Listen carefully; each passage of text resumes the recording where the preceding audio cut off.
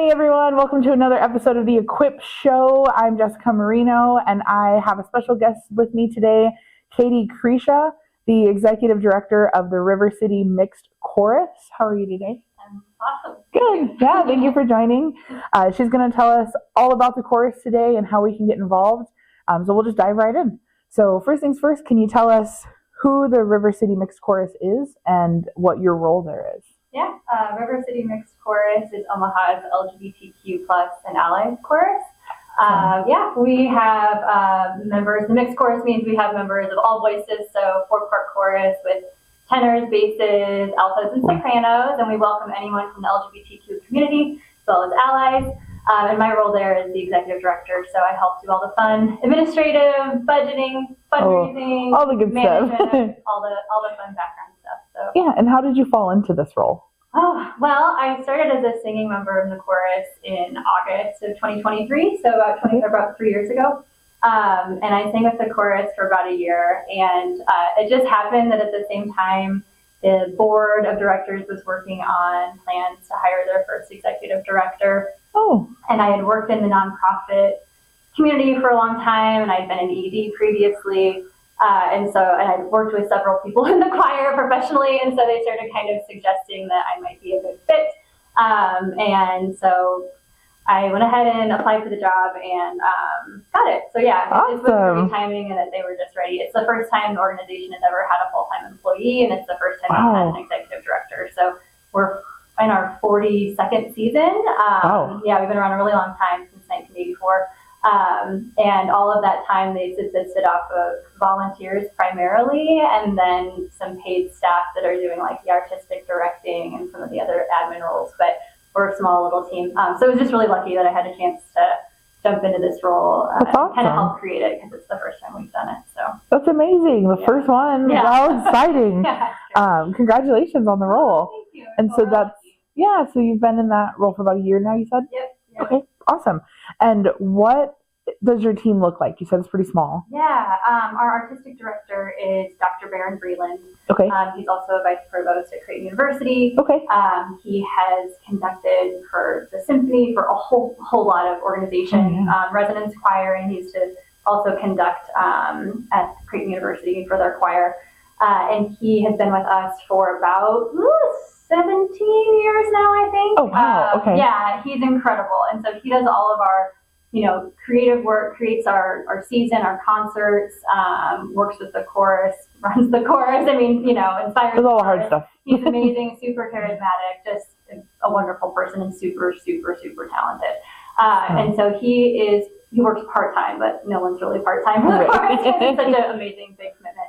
And then we also have another person, Travis Mullins, who is our chorus manager, and he helps do a lot of administrative upkeep of helping, members enter the chorus, make sure they're staying up on the paperwork, and he also helps with a lot of planning for our concerts and that sort of thing. So that's our core kind of team, but we also have an assistant artistic director, Adam Whitty, and he helps conduct when Baron can't, and he also runs our small group. We have a small ensemble called River's Edge that is 15 singers right now. Oh, okay. And they do a lot of our outreach events. So if we have somebody who wants to have our chorus come to their wedding or come to a community event that's going to be happening at an organization, they're often the ones that will come to those events, and he runs that chorus. And then we also have an amazing accompanist, Cecilia Jensen. So she plays piano for all of our rehearsals and concerts and all of that. And so that's kind of our core team. And then we have a lot of volunteers. We have a chorus president and section leaders and that sort of stuff that contribute a lot of time and passion to the organization as well.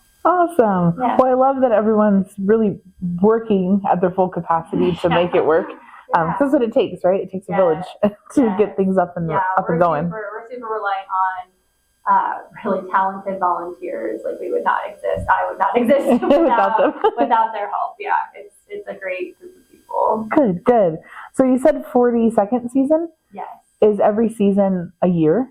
Yes. So our season kind of runs like a lot of arts organizations, in that our season is usually the fall through the spring or summer. So we usually kick off rehearsals. We have auditions and rehearsals usually in late July or early August, and the chorus starts meeting then. And we have rehearsals every week up until our winter concert is always our first concert. So our holiday concert is in December.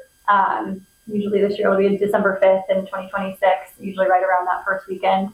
So we always do a really big fun celebration of the holiday season, and then we go into a spring concert typically. So our next one's on April 25th, and then we have a summer concert aligning with kind of Pride Month and that sort of thing in June, and this year will be June 27th. And we perform at the Holland Performing Arts Center. We perform at the Orpheum. Those are kind of our primary venues for our actual concerts themselves. And right now we're at we've had as many as 200 singers at a time in a session. And so right now we're a little bit under we're at 180 right now for our upcoming concert. And so we fluctuate right around that level, upper 180s to 200s. And so it's just a massive group of people. The sound you get from that in the choral realm is just incredible. Wow, I had no idea it was that big of a chorus. Yeah, I know. It started out with just 10 people back in 1984, and we've grown, particularly since we've welcomed Baron as the artistic director. But it's been growth all those years, and existed all those years. That's insane. Yeah. We've grown a number of concerts, and our partnerships and that sort of thing have really grown. So we used to just do 2 concerts a season, and now we're able to do 3. And we also are performing pretty regularly with other organizations. We have a concert with the symphony next year in June as well, in June of 2027. So just lots going on. Yeah, lots going on. Yeah. So tell me a little bit more about the upcoming concert on April 25th. Yeah, April 25th. Yeah, that one's going to be at the Orpheum at 7:05 p.m. Tickets are on sale up until the day of show. And what we're performing is Considering Matthew Shepard, which is an oratorio that is about the life and legacy and death of Matthew Shepard. He was murdered in 1998, I believe, a young gay man, and was beat to death in Laramie, Wyoming. And some people are very familiar with this, and other people, it happened a long time ago, so are less familiar. But his death, his passing, kind of, I guess you would say now went viral. It was in the media. It was covered very widely nationally, and led to a lot of the hate crime legislation that later was instituted based on the efforts of his family and other people in the country that rose up.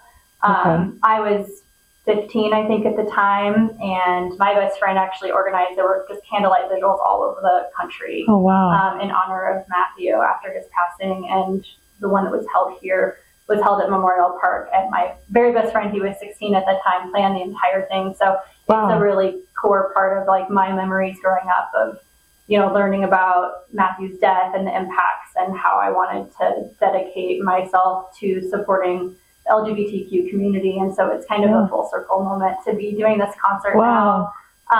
Matthew would have been 50 this year. So I got chills. I wasn't familiar with the story, but I'm glad that, everyone has kind of made something positive out of such tragedy. Yeah, we were able to talk to his father. His parents have been really involved in continuing his legacy. Oh, good. They have a foundation to raise funds. And so they are also a big supporter. This music has been around, I think, for just over 10 years now. And so they've been involved in the development of it. It includes his writings, their words. And so they still really, I think they think of it not only as an opportunity to remember him and continue his legacy, but create something positive out of it, create positive change out of it. And while the music itself does have sad moments, it's also just really hopeful about, how we can all come together to create a better world. Oh, I love that. Yeah, it's really beautiful. Well, and where can people get tickets for this? You can get tickets if you go to our website. You can go to rcmc.org, and we also, all of our ticket sales are through Ticket Omaha. Okay, perfect. So you heard it. Let's go get tickets. Sell it out.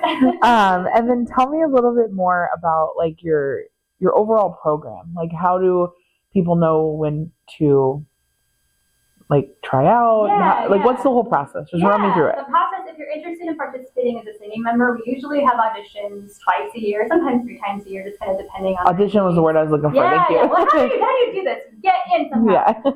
Show us what you got. We do a really chill audition process. So you send us an email, we get you on our list. When the auditions are ready, we send you an email to sign up. It's like a 10-minute audition slot. You meet up with our artistic team. So that's Barron and Adam and Cecilia, they have you sing like Our Country 'Tis of Thee or something really simple like that you just, everyone kind of knows. Yeah. And then they'll do a little bit of work to see kind of your range and that sort of thing. And that's it. It's very simple. And so we're always looking for new singers, especially always looking for lower voices, tenors and basses. And so that's the audition process. Yeah, usually in early August for our winter concert. And then we usually have one audition kind of right after our winter concert. So in December, that'll prep for our spring and summer concerts. Sometimes we'll hold an audition in the middle between the two if we need more singers, which we're going to do, actually. So if anyone's interested in auditioning, we're going to have an audition on August 26th, or April 26th, the day after our concert. Because we are looking again for more lower voices for our final concert. Our last concert of the season will be on June 27th at the Holland, and it's Express Yourself, an 80s celebration. So it's all 80s music. We're going to have a dance party after, so it should be a lot of fun. So kind of switching gears from something more reflective and somber and hopeful to something that's just totally fun and celebratory to end the season. So if people are interested, that's that process.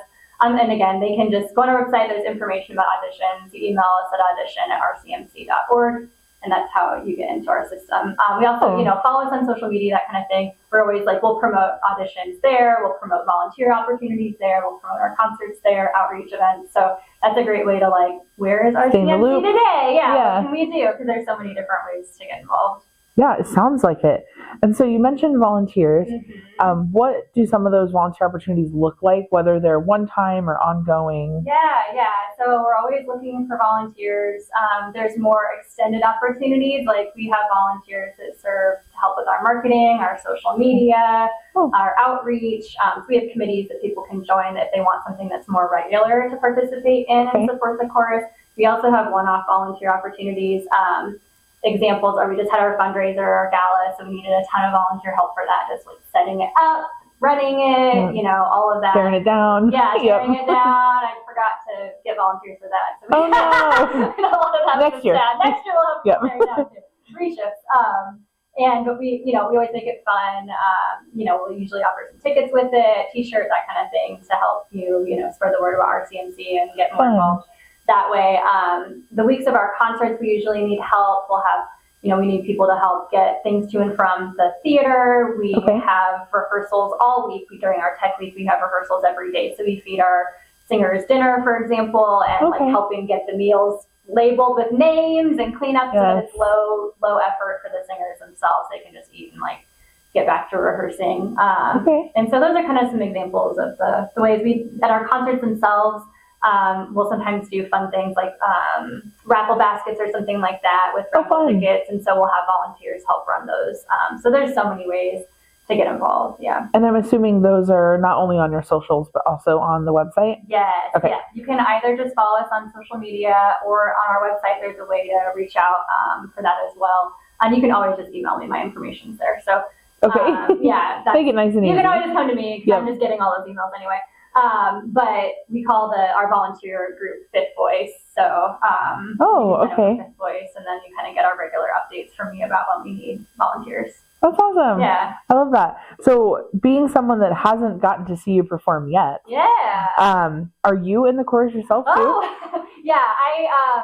Since I was before I became ED, and then I took a year off just to really get grounded. Grounded's a great word. Get grounded on the job and be able to know everything that happens behind the scenes that I wasn't experiencing as a singer. And now I am singing the Matthew Shepard concert just because it's just so important to me. Yeah. And so I think my plan is to do one concert a year is probably going to be the way I try to go. It's hard. It's hard on top of the job. But singing is it brings me so much joy. Singing in a choir with so many other just incredible people is such a special experience that I just need just a little bit. I would do it all the time, but if I could get it once a year, it would be better than none, right? Better than nothing, yep. Is there choreography that goes with that? That's a great question. Yes, usually there is. So it depends on the concert. Some will do for Matthew Shepard. For 200 people? Oh my goodness. No, okay. Well, that's choralography is how we call it. Okay. Whoa. So for our 80s concert or our holiday concert, usually we have like a auditioned small group that will do kind of like the harder choreography in front. And so there'll be like not every song, but a couple of the songs will have identified as like songs with choreography. And so that small group will rehearse separately with our choreographer. And they'll have, 3 or whatever songs that they'll do like a more complex choreography for. Yeah. And then the whole chorus will sometimes do choreography, which is, more limited moves. Yeah. So like arm moves, like arms, stepping, clapping, maybe a turn here and there. Gotcha. I can do those. Yeah. Yeah. And so, we're with that many people on stage, we're a little limited on space. So it's like, how on earth?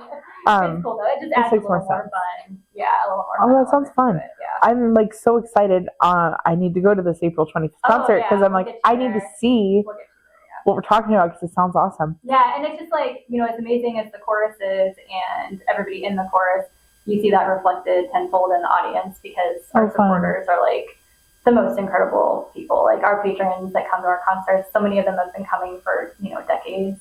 And then you have people who just found us who had never heard of us before. And it's just like, having a queer choir on stage is so important for the chorus members, but it's also really important for our community because so many people come and like they haven't seen people like them on stage, getting to be like themselves. On stage, and the music reflecting like their values and who they are.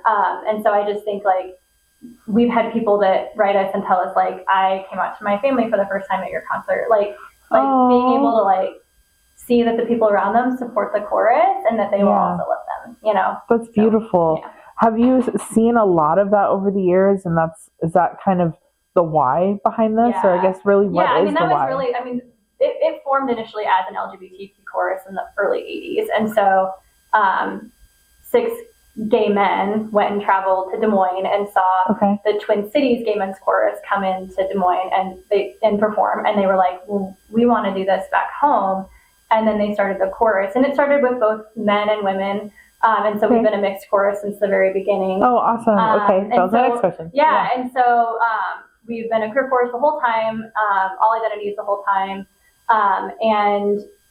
So that's the core. It's like but it's not just for the singers, it's because you're a performing organization. What we do is for us, but it's also to spread this message of inclusion and acceptance and the value of the queer community publicly, right, to the people. And I love that. Yeah, it's just as important for our audience. A lot of our audience is queer as well, and so like it's seeing yourself represented on stage, just like any other performer. You want to come and you want to have BIPOC actors in the plays you're seeing and hear those stories told, right? Yeah, absolutely. That's what we need in our whole arts community, and this is just one facet of that for the LGBTQ community in particular. Do you guys travel outside of Omaha to do these shows? Yeah, we've done some tours in the past, so primarily to like small towns in Iowa, Nebraska, that sort of thing. We haven't done it as much since COVID, so we're still getting back in the swing of things. Yep. Like a lot of organizations. But we do have plans to do that in the future. So are hoping to kind of have that program. Also, we also are looking, we used to do a program called River City in the Schools. So cool. Doing some programming in the school system is also like a local tour that we would like to start doing again post-COVID. And one of the other ways that we tour is we're in an organization called GALA, which is the Gay and Lesbian Association of Choirs. And they have a big festival every 4 years that we go perform at, and that brings really the whole chorus to one city along with all of the other LGBTQ choruses throughout the United States and globally, come together and perform for each other and the public as well in that city. And it's just the most incredible experience to be able to perform for other people that are part of not just the LGBTQ community, but also the arts community that are singers, because they are just the most amazing, loving, supportive audience you could ever have. So it's truly like a transformative experience to go and perform or just go and watch that festival in particular. So those are kind of the ways that we get around town. Oh, thousands of people. Wow. It's just all love. And it's so cool for the city that's hosting. It's just like an explosion of LGBTQ culture and arts and music, and it's so much fun. Is it always in a different city? They usually move around. It was in Minneapolis last time, and it will be in Minneapolis. That's funny. That's what I was thinking. I was like, it sounds like a Minneapolis thing. Yeah. You got to have a certain number of venues within within walking distance of each other, so that people can perform and then like walk and watch other people perform, and then also have enough hotels by those venues to support it. Yeah. So they're doing it there twice because it had gotten canceled due to COVID, and so then they hosted it, and then they were like, let's just do it again, and then it'll be someplace else for the one after that. Okay, so, cool. Yeah. And I do have a question about the possible school tour. Yeah. What is the age group that you guys have, and are you looking at working with youth? Yeah. What is that kind of? So our chorus itself is intergenerational, starting at age 17 and older. Okay. And 17, you have to have a family member in the chorus with you, and then I think at 18, it can be like anybody can be in the chorus. Okay. And we also offer like discounts and waive fees and that sort of thing for our youth. Okay. So I think that's up through like age 21. And so our choir itself, and then we have members. I mean, all the way up until like 80s. We have a member who passed away like the day after a concert because she literally sang like with oxygen up until the very end, and just so I think that's really special, is that intergenerational element, especially for the queer community, to have older folks that you can lean on for like life experience, and then for the older folks to have like the youth and the pep of like, and the community that's so large and supportive. And so that's our actual chorus community. For our tours, or for River City and the schools, we would typically do like focus on high school age, particularly because you have kids that are going to be aging out of high school soon. You know, it's hard when you're really involved in something in high school, whether it's like sports or music, and then you leave and you're kind of like untethered from something that was such a big part of your life, you know, that it can be kind of disorienting. Like music was everything, and now I'm in college and I'm not majoring in music, and so like now I have no creative outlet. I don't have that like built-in friendships and community and family that I had with it, and so especially disorienting if you're in the queer community and now you're untethered from something that was maybe your main support system. Okay. So making sure that these young people know that like there is a way to still do music and be involved post high school in a supportive community, and that it doesn't just exist in Omaha. Like these choruses are throughout the country. So if you go someplace else for school or work or move or whatever, like there are other choruses you can get involved with. So I think it's like awesome. It's both inspirational just to be like, here's a great chorus to perform with you and teach you a few things, and it happens to also be queer singers, but also like encouraging people to get involved when they're done with school is a really important element of that too. That's a really good point. I know I told you before I was in the band in high school, and when I got to college, it was a little disorienting. So I'm like, well, what do I do with all that time now that I'm not practicing or marching or doing something? So I love that you guys are thinking of that and trying to get ahead of it, right? Oh, completely. Like, I mean, we say, like I talked about with the audience experience, like a lot of organizations really do help save lives, and I think the RCMC is one of those. My best friend was queer, and he passed away like his first year after high school. And he was a singer, and I think that like if he had known that there was a community that would welcome him and be so supportive and that had music, I think if he'd known about RCMC, it could have been different. And so I do see that like we need to take care of each other, and this is one of the ways we can take care of each other, you know. I love that. That's beautiful. So what is one of the main things that the community can do to help you guys through all this growth and any upcoming challenges you might have? I mean, like our main challenges right now are we're just, I mean, it's silly to say, but we're like experiencing so much growth, both in our membership. We've also had fundraising increases, which we're so blessed to have because we started having a fundraiser and that sort of thing.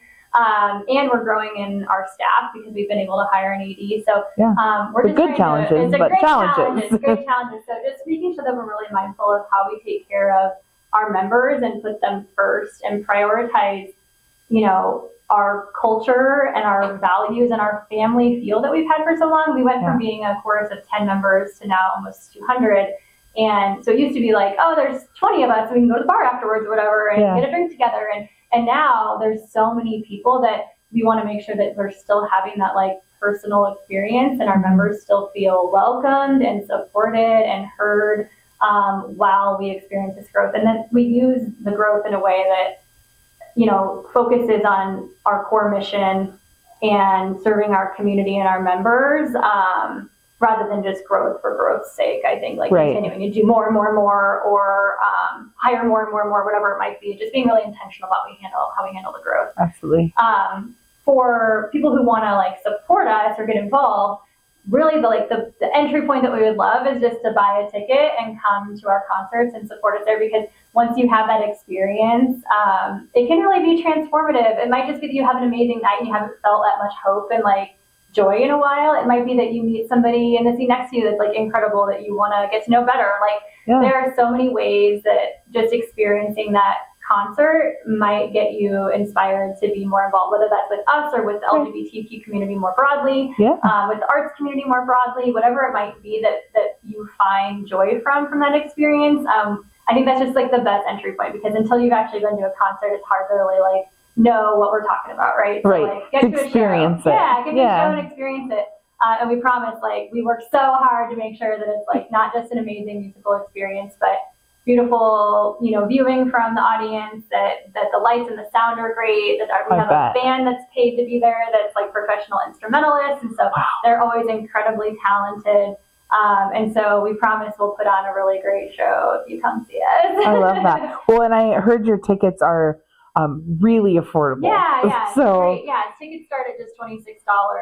Again, you can get them from Ticket Omaha. Super easy process. So yeah, and you're not going to find concert tickets that low anywhere else. Right, and we've been intentional about now that they changed the policy, so the fees are included. So it used to be $20 was our lowest, but it's $26 with fees. But we've been pretty intentional about not increasing our ticket prices, because we do want it to be accessible. Our highest one with fees is $56. So we have a good range of ticket prices, and there's not a bad seat in those houses and at the Holland or at the Orpheum. So we try to make it accessible so that really anybody can come. I love that. Yeah. Well, I'm very excited, and I just appreciate you sharing all of this with us. We're going to wrap up, but is there anything else that you want to share with all of our viewers? Anything I maybe didn't cover? I don't think so. Just we're an open book, so you can reach out to me anytime. My email is katiecrescia@rcmc.org. Our information is on our website. We're a small team and we're super responsive. So if you're curious or have questions, don't hesitate to reach out to us for more information. I love that. And we will make sure that their socials are tagged in this post. So that's all we have for now. Thank you all for watching.